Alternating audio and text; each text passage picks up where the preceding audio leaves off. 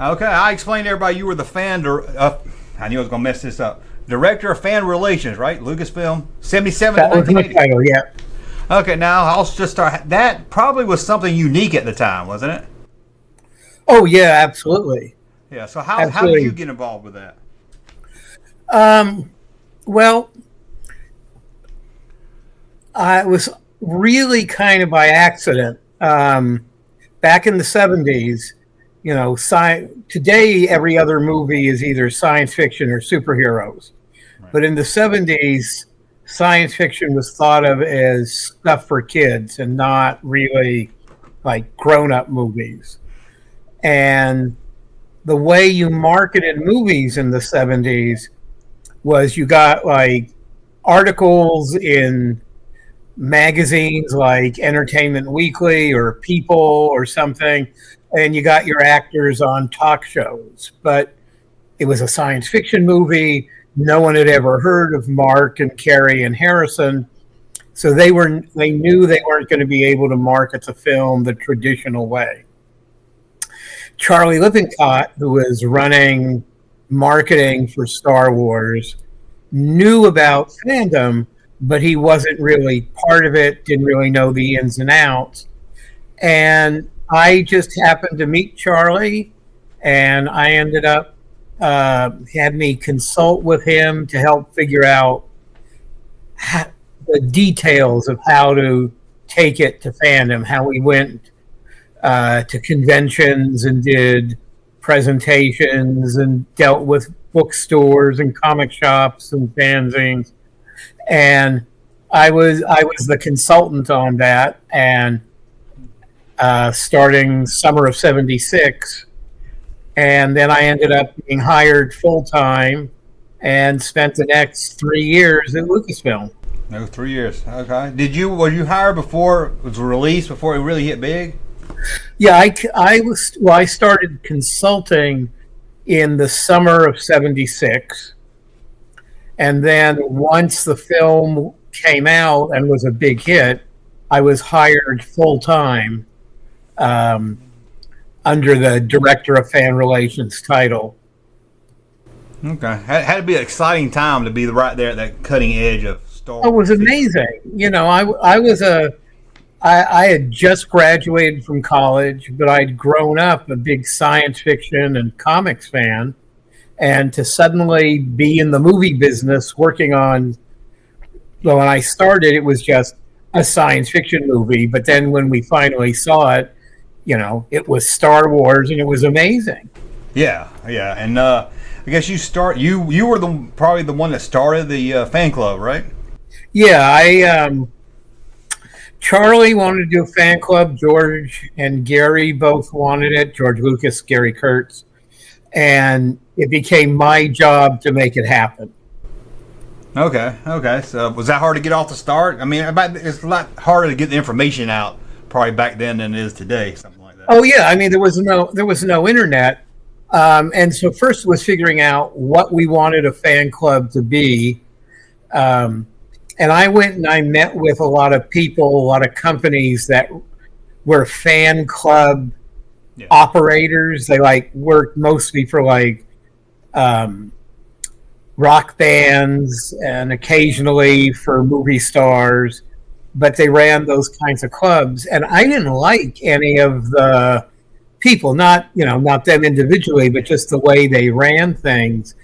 And they were sort of, we'll take the stupid people's money and we'll send them junky stuff, and then we'll harvest their addresses and send them ads. And that isn't what we wanted. So we decided, based on my recommendation, everyone agreed with it, we'd run it internally. Yeah. And so I hired a staff that we processed all the mail. At first, one of our licensees did the fulfillment, although we created the membership kit materials, the poster and the photos and stuff. And I wrote all the issues of the newsletter. But after a while, we took even the fulfillment in house, Yeah. started doing that as well. Okay, that's interesting. And you worked on I think there was only 2 episodes. Sesame Street, right? When you helped out with that? I actually, we were a tiny company back then. Yeah. And today, companies are like, they got 9,000 employees, and your job is go from the red square to the blue square, but don't go on any of the other squares. Back then, we were so small, everyone did everything. And I came up with the idea, because Sesame Street had started having celebrities. And I contacted Sesame Street and said, hey, how about R2 and 3PO? And they were like, great. And so I ended up somehow being producer for Lucasfilm on the episodes of Sesame Street with C3PO and R2D2. I approved all the scripts. The Sesame Street team, of course, wrote the scripts. Yeah. Arranged with Tony Daniels to come in, put together our own crew. We all went to New York at the scheduled time and did the segments. And back in those days, R2D2 took 2 people to operate. This is the radio-controlled R2. So I ended up being one of the 2 operators for R2D2 as well as being the producer for Lucasfilm on the segment. We brought 2 people in to be dressers for Tony to get him in and out of the C3PO suit. And, we did the segments over 2 or 3 days. Yeah. How hands-on was Lucas with the fan relation stuff?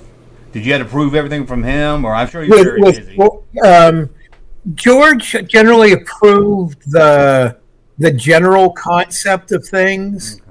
But he trusted us, pretty much everyone at the company. Once you were assigned to do something, he let us do it. I mean, there were things he would look at, like, the poster that we designed. I designed and Ralph McQuarrie painted for the fan club, and he approved our doing that design, that kind of thing. But mostly we were pretty hands-on. He didn't read each issue of the newsletter before we sent it out. Yeah, I'm sure at that time too. He was a busy man at that time.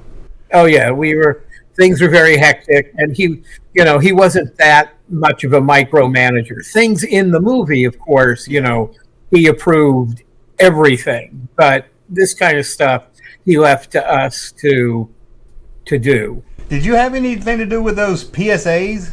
I remember one was a drunk driving commercial. One was R2 smoking a cigarette.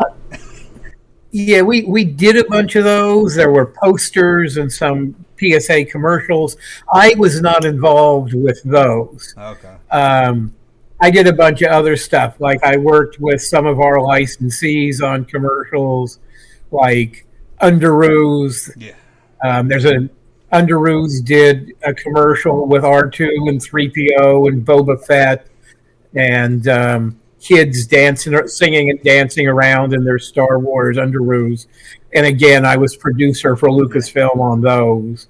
Okay, and yeah, I did a video on that Underoos commercial, and it's kind of creepy today looking at it. But I guess at the time, it was kind of creepy working on them. It felt kind of like just this side of doing kiddie porn, because there were all these young kids dancing in their underwear. I mean, it wasn't sexy underwear. It was t-shirt and stuff, but still, it just seemed a little odd because they brought out a choreographer from New York who had them doing, Bob Fosse hip thrusts and things. I remember that. Yeah, I watched the video and it was kind of felt funny watching it, but at the time, I'm sure. I remember watching it as a kid. I was like, all I thought was I got to get some of those on the ruse. Yeah. But you also did something interesting. I did a video years ago, and I need to update it. You were part of the person, or we might have been the person, that sent leaks to Starlog magazine, right? Oh yeah, that was me. It was, we'd been working with Starlog on Star Wars. We'd had a really good relationship with them, but everything was embargoed on Empire. We weren't releasing anything to anybody, not the genre press like Starlog, not Time Magazine, not anywhere. But we wanted to do something with Starlog to thank them. So I arranged with Starlog. They did an article that came out in December of '79. I think it was the January cover date issue, 1980.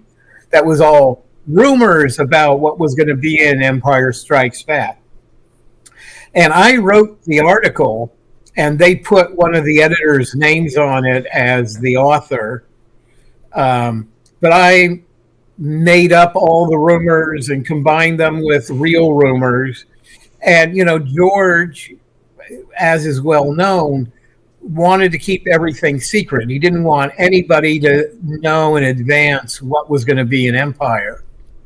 And so this was just a way, from the company's perspective, it helped muddy the waters, because there were the rumors were like, there's a jungle planet, there's an ice planet, there's a different desert planet.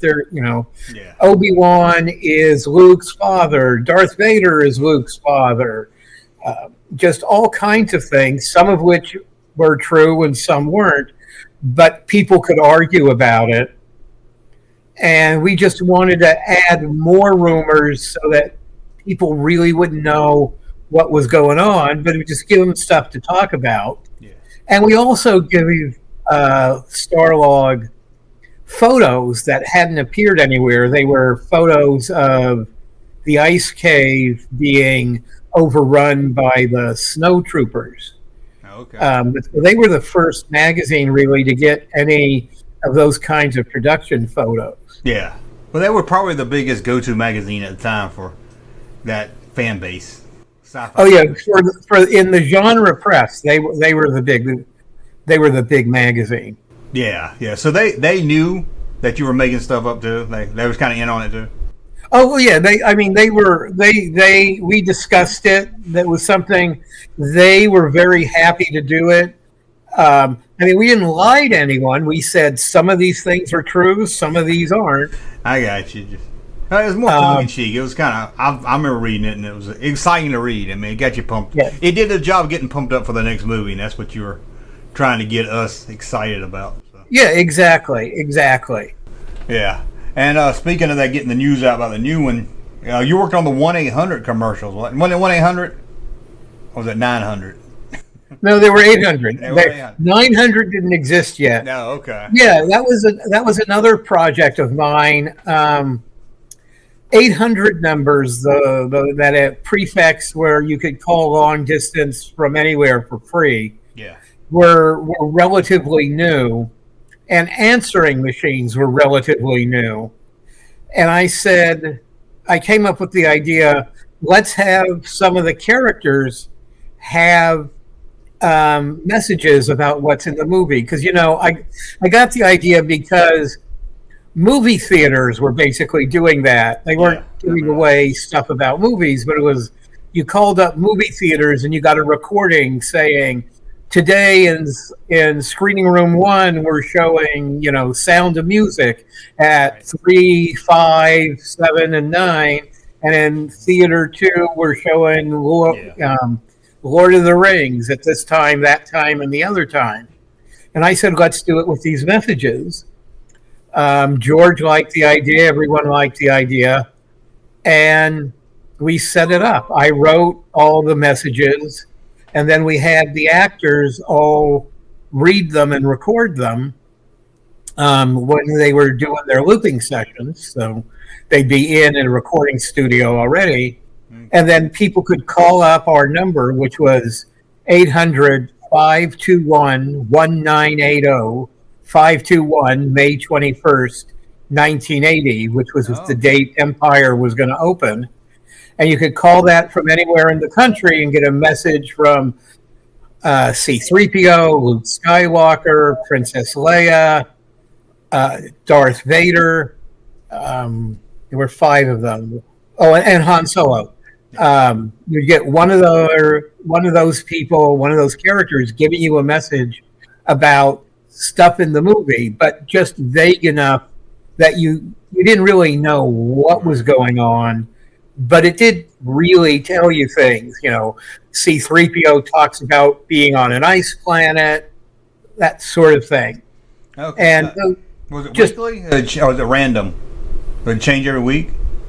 I actually, back then, today, we look at things today, it's all computerized, and a computer could randomly give you a different message. But back in 1980, the switching equipment was still mostly mechanical.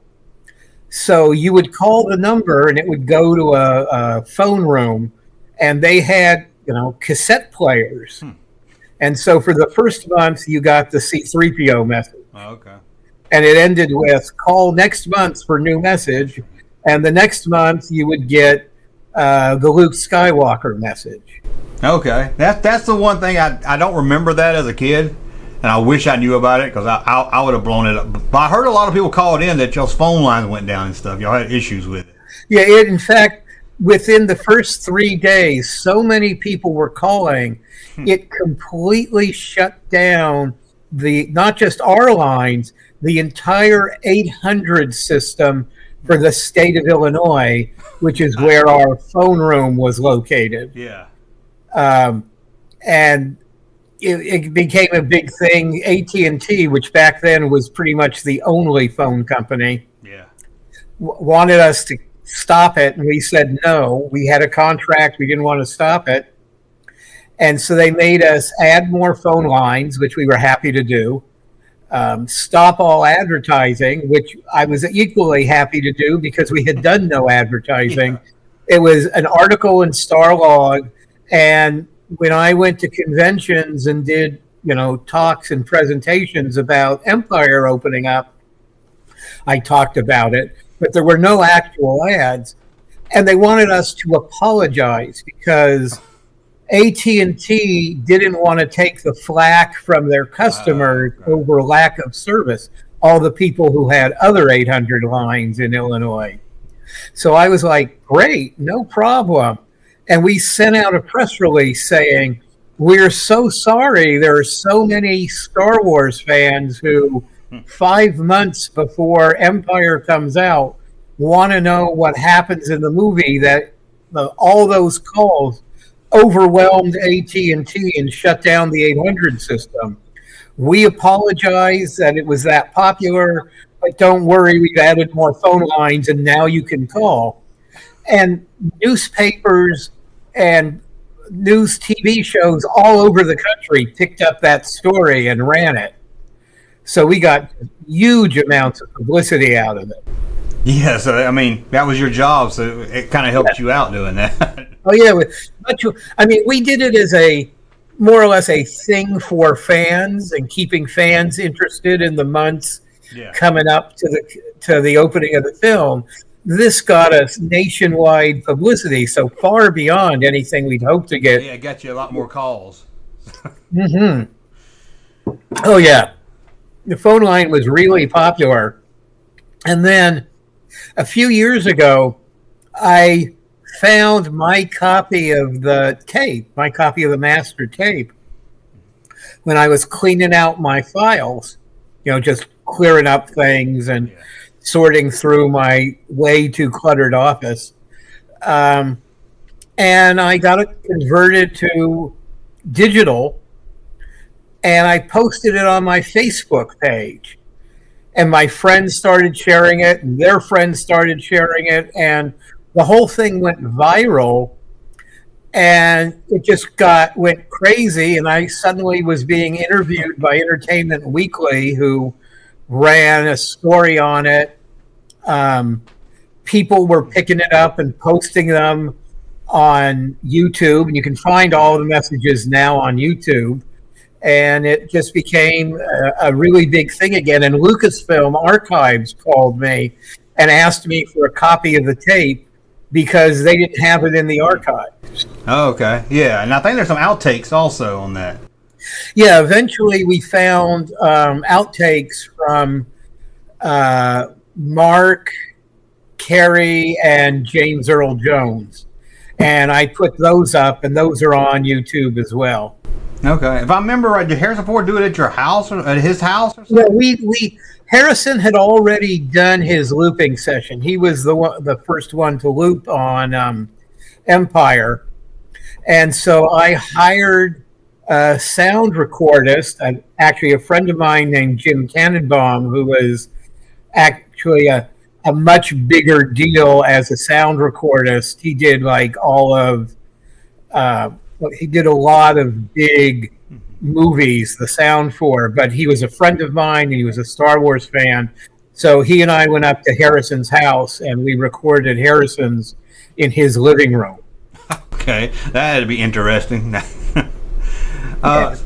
You did get to hang out at the set though, because I know I've seen pictures of you on the whole set. Oh yeah.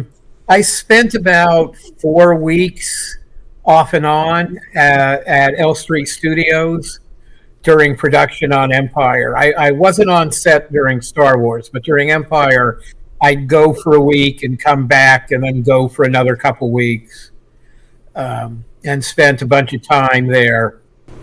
Okay. Well, we'll talk about the new book in a second, but going back to the first book, what finally made you say I'm gonna put all this into a book, all these stories?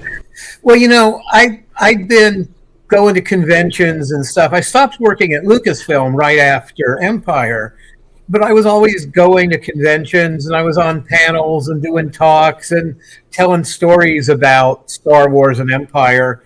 And for like 40 years, people said to me, "You should write a book."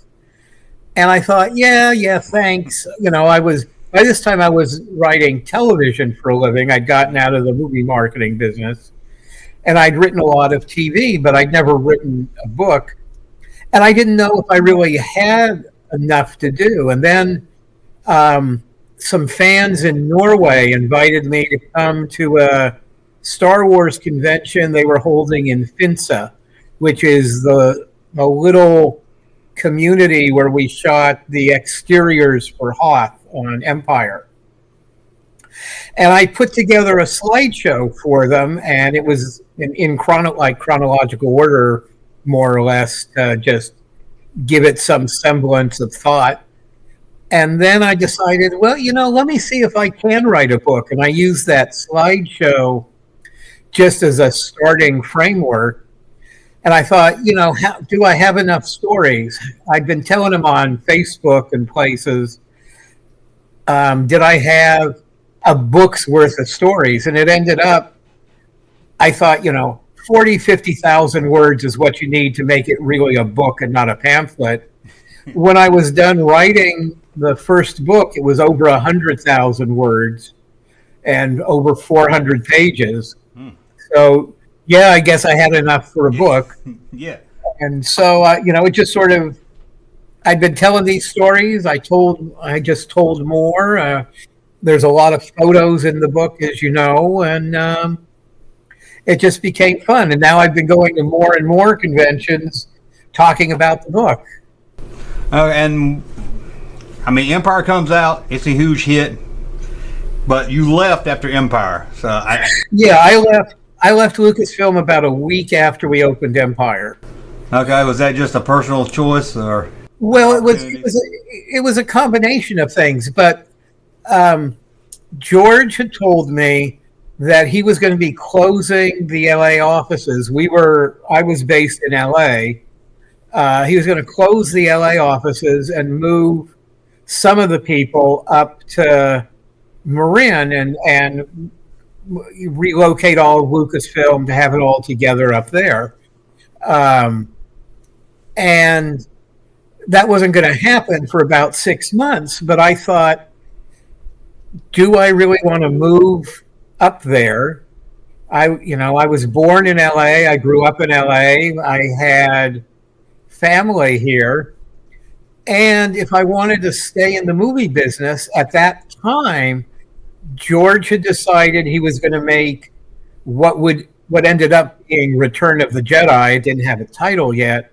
He was going to make that third movie and then stop making Star Wars movies. And I thought, well, if I move up there, there's no movie business. I'm just going to have to move right back in a couple of years to continue working. Yeah. And I didn't want to do that. So I figured coming off of the success of Star Wars and Empire was a good time to open up an office as a marketing consultant. And so we opened Empire. A week or so later, I left. I opened up my company, and almost immediately I was hired as a consultant by Warner Brothers on Superman 2, Excalibur, Altered States, The Hand, and a couple of other movies to consult for them. And I went on to work for Universal Studios, Disney, Jim Henson, and just continued from there until I got tired of marketing movies and got into writing television. What TV shows you write? Well, primarily I write animation. Everything from Curious George and the Smurfs to The Real Ghostbusters, G.I. Joe, Transformers, Beast Wars, and I do a lot of stuff for the international market. I've written shows in China, Italy, France, the Middle East. So just all over the place. Yeah, well, I've got a lot of viewers that love like the Real Ghostbusters and Smurfs in that era, so they probably love to hear you talk about that. You probably could write a book about those. Yeah. Well, the second book, More Movie Memories, is partially Star Wars, partially the other movies I worked on, and partially writing animation. They're sort of like a third, and a third. Okay, is there a third book in there somewhere? Yeah, I don't know. This second book just came out, and it's another 400-page book. Yeah. So I'm not sure I got that many more stories. Yeah, well, you never know. Like you said, you didn't know you were going to have enough for the first book, and now here with 2 books. Yeah. Now, when you worked with Lucas, was that just mostly Star Wars, or did you help him with Indiana Jones or anything Lucasfilm? Well, my primary was the Star Wars movies. I did have involvement with More American Graffiti, which we made between Star Wars and Empire. And I was involved with pre-production on Raiders of the Lost Ark. Some involvement with that. But the movie, of course, came out about a year after I left. That's right, yeah. Okay, and we probably don't want to talk about More American Graffiti at all anyway.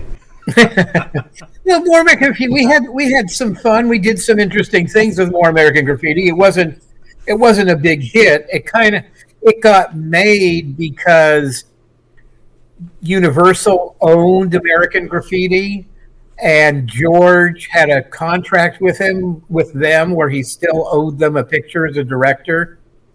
And they basically said, we're going to make More American Graffiti either with you or without you. Yeah. We'd rather do it with you. And George decided he didn't want them to do it without him. So he made it, but he was really more concentrating on Empire. So, right. It is not the movie that American Graffiti is. It's not terrible, but it's not a classic. Yeah, I need to go back and see. I saw it when I was real little. I love American Graffiti, but it always gets a bad rep when people bring up scenes that shouldn't happen. That's one of them. Tell them about the new book. I mean, like you said, it's got you got to talk about the Muppets in there. You work with them. Yeah, the new book, More American Graffiti, which has a photo of me and my then girlfriend, now wife, from the set of Muppets Take Manhattan, with Jim Henson and the Muppeteers and the Muppets. And like I said, about a third of it is additional Star Wars stories that didn't make it into the first book. Not because they weren't good stories, but mostly because I either hadn't remembered them when I was doing the first book. The first book came out 4 years ago. Yeah. or I didn't find the photo and art material to go with the stories until really during COVID, when I was stuck at home and I went through all of my old file cabinets and storage units to clear stuff out, and then I found, oh look, here's the invitation to the rap party from The Empire Strikes Back. Let me talk about the rap party and stuff like that. So that's the first third. And then the middle third is talking about Superman 2, Altered States, John Carpenter's The Thing, Return to Oz, The Last Starfighter, Krull, just lots of different genre movies in the 80s that I worked on as a marketing consultant. And then, like I said, the last third is all about writing for television. I also wrote episodes of The Hunger, which was a live-action horror series for Showtime here in the States. It was on the Movie Channel, I think, in Canada, and played all over the world. Our adventures pitching to, but not actually selling to, the Star Trek TV shows, and a bunch of other stuff like that. Okay. And some stuff about my continuing association afterwards with Lucasfilm, because they were always very good about, even though I wasn't working there, inviting me to things like all the premieres of the later movies in Hollywood. Yeah. So I talk about what those were like. Okay. How can people, the best way for somebody to get the book? Well, the books are available. Both books are available from Amazon. Okay. They're available from Barnes & Noble and Walmart.com. And people can contact me if they want to get a signed copy of the book. I'll sell it to them for cover price plus shipping. Okay. I don't charge for signing it. It's more complicated. Amazon obviously can just go on and click on it, and it'll end up, on your front step in 2 days. Takes me a little longer to get books out, but they can find me on Facebook, or they can try messaging me on what used to be Twitter. Yeah. But Facebook's the easiest way to find me.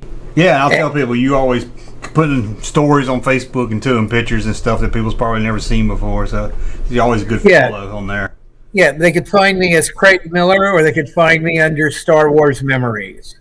Okay. The title of the first book. I've got pages for both. Yeah, and I haven't read, I know you sent me a PDF of it, I've kind of glanced at it. I've read the first one, and anybody like on my channel that grew up in the original era or just love that original era, they'll love these stories, because like I said, I think I know everything about Star Wars because I've been doing these videos and talking about it all my life, and I was like, I didn't know half of this stuff. So yeah, I know. I've been very fortunate, and it's surprising today. These days on the internet, nothing gets all positive reviews, but the books have been getting really great reviews, almost nothing negative, and most of the negatives are about, Amazon shipping. Yeah.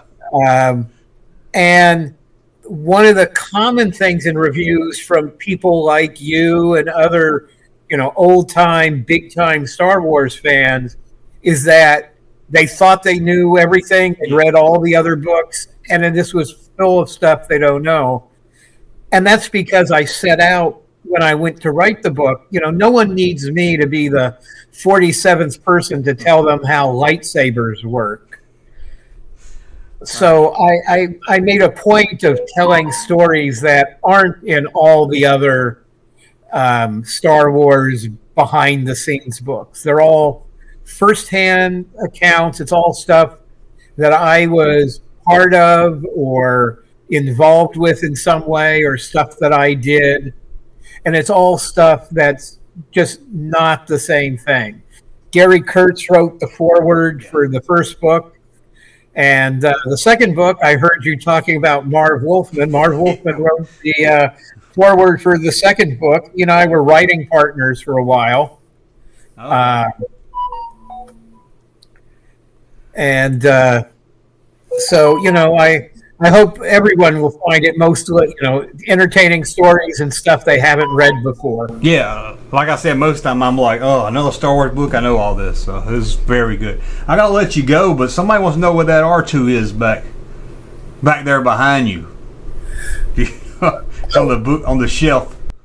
Oh, up on the shelf. Oh, that one is when 1979 at the World Science Fiction Convention, we did a big display in '79 at the World Science Fiction Convention in Brighton for Empire. Yeah. In 1978, there wasn't anything from Empire to show, but we did a little display, and Kenner gave me a prototype of the radio-controlled R2-D2 toy. Okay. And it's behind stuff. I can't really pull it out to just put it by camera. That's fine. But it was, the R2-D2 toy Kenner put out, which was radio controlled. Yeah. And I had it in the display, and while I was talking to people, I just run it back and forth around the table. And so that's that prototype from '78. It's great you still have it. And I'm going to tell you, I know them prototypes go for a lot of money nowadays. Yeah. So when you retire, you can retire with that right there. Yeah. Yeah. Yeah. I mean, I've recently gotten put up for sale a bunch of stuff I had, mostly through places like Prop Store, the auction house. But I still have a lot of my, my posters. I'm sitting here under Star Wars and Empire, a Star Wars concert, and a Star Wars Taken poster up around you can't see them because they're in front of me, up in my office, and photos you can see behind me from Empire and Star Wars and some other stuff I've still got, because Star Wars, even though I've worked on a lot of other movies, Star Wars and Empire still mean an awful lot to me. Oh yeah, I'm sure. But I want to thank you for coming on and sharing the time with us, and thank you for all the fun you gave us for Star Wars with the phone numbers. Even if the underwear commercial was a little hard to watch now, at the time we loved it. Well, people enjoyed it at the time, and people are still enjoying it as just this weird thing. Yeah, it's still fun to watch. Yeah, you can find it. You can find the Sesame Street segments. Yeah. And the 800 numbers are all on YouTube. Yeah, that's the one good thing about the time we're living in now. All this stuff is stuff we thought we'd never see again. Like those 1-800 numbers are out there. Okay. Yeah. Well, I want to thank you for coming on. I won't hold you up much longer. But anything else you want to add? No, that's it. Thank you. Happy talking to you. I'll be happy to come back anytime you want. And I'm sure they probably love to hear some stories about your writing days too. So we should catch up again. Okay, good. Okay, well, I want to thank you again. All right, thank you, sir. Hey, Junkman channel popping though. Thank you, sir, for that unsolicited testimony.